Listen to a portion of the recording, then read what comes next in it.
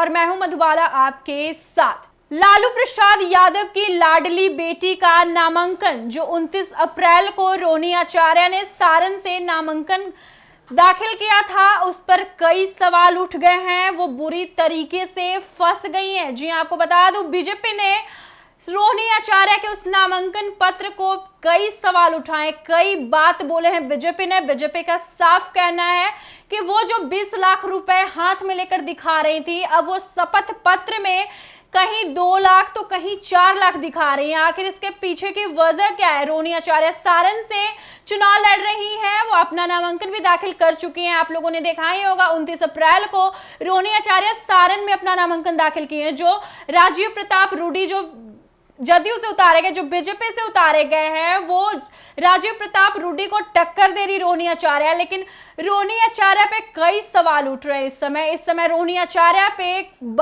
कई लोग अलग अलग तरीके के सवाल उठा रहे हैं। आपको बता दूं, रोहिणी आचार्य को लेकर काफी बातचीत चल रही है, काफी माहौल गर्म हो चुका है कि आखिर वो क्यों बात छुपा रही है। जब उनका 20 लाख रुपए जब उनके हाथ में दिख रहा है, जब 25 करोड़ का फ्लैट, जब वो बोली थी कि उनका 25 करोड़ का जो फ्लैट है उसको भी वो छुपा रही है। आखिर शपथ पत्र में रोहिणी आचार्य ने सब क्यों नहीं लिखा? आखिर शपथ पत्र में झूठा बयान क्यों दिया रोहिणी आचार्य? इसके पीछे भी कई सवाल उठ रहे हैं। आपको बता दूं, रोहिणी आचार्य का साफ तौर पर कहना था कि वो सिंगापुर छोड़कर आई हैं, गरीबों के साथ रहेंगी, वो सारण से चुनाव लड़ रही हैं क्योंकि सारण में कुछ विकास नहीं हुआ है। रोहिणी आचार्य बहुत सारे सवाल बीजेपी पर भी उठाए हैं और बीजेपी के कई मुद्दे पर रोहिणी आचार्य ने बोला है कि बीजेपी ने ये नहीं किया।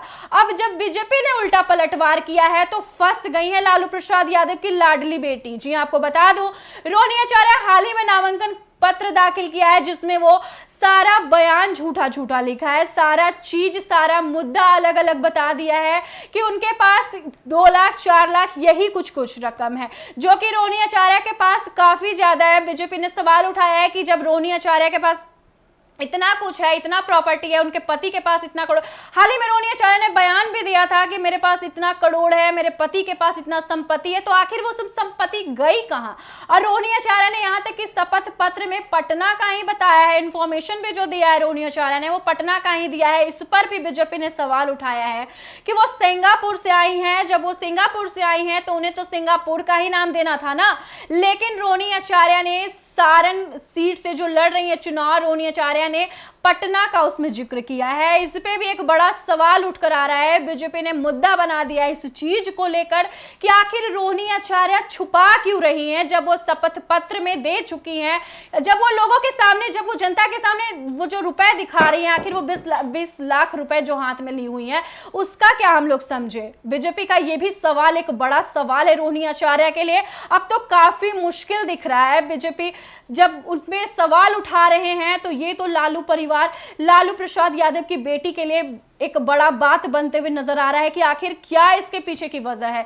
बीजेपी आखिर क्यों उनके पीछे पड़ी हुई है? क्योंकि रोहिणी आचार्य का जो बयान आया हुआ है उसमें साफ तौर पर देखा जाए तो रोहिणी आचार्य एकदम अलग हट करके शपथ पत्र में अपना चीज को लाई है, चीज को छुपाई हुई है। यही सवाल है बीजेपी का और इसी पे बीजेपी कई सवाल उठाए हैं रोहिणी आचार्य पे।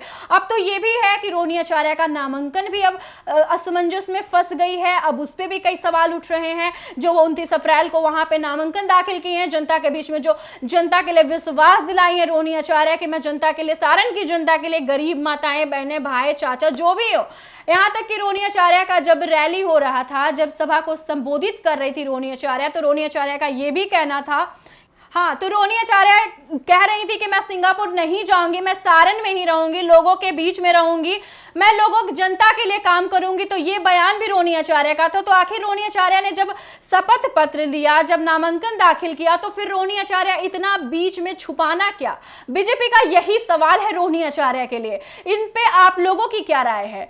क्या रोहिणी आचार्य सच में बातचीत अपना छुपा रही है? क्या अपने पति का प्रॉपर्टी है, जो रोहिणी आचार्य का जो प्रॉपर्टी है, उसको क्यों रोहिणी आचार्य आखिर छुपा रही है? आखिर उन्हें तो ये चीज जनता के सामने लाना चाहिए। बीजेपी का यही सवाल है कि क्यों रोहिणी आचार्य अपना नामांकन पत्र में जो नामांकन पत्र जो 29 अप्रैल को जो शपथ पत्र लिया है, जो रोहिणी आचार्य सभा को संबोधित करते हुए बोला है, तो उसमें जब रोहिणी आचार्य के पास जब 20 लाख रुपए थे तो रोहिणी आचार्य उसको अपने पत्र में 4 से 2 लाख क्यों लिख रही हैं, यह भी एक सवाल उठ रहा है। और आपको यह भी बता दूं कि रोहिणी आचार्य काफी बोलते हुए भी नजर आ रही थी कि मेरे पास ये प्रॉपर्टी है, मेरे पास 25 करोड़ का फ्लैट है, तो आखिर वो फ्लैट कहां गया? अब तो वो ये चीज वो अपने शपथ पत्र में शामिल नहीं की है, तो ये भी सवाल एक उठ रहा है। इस पे आप लोगों की क्या राय है, आप लोगों की क्या विचार है रोहिणी आचार्य को लेकर? क्या सच में बीजेपी का ये सवाल रोहिणी आचार्य के लिए भारी पड़ता है? आप लोग किस नजर से देखना चाह रहे हैं,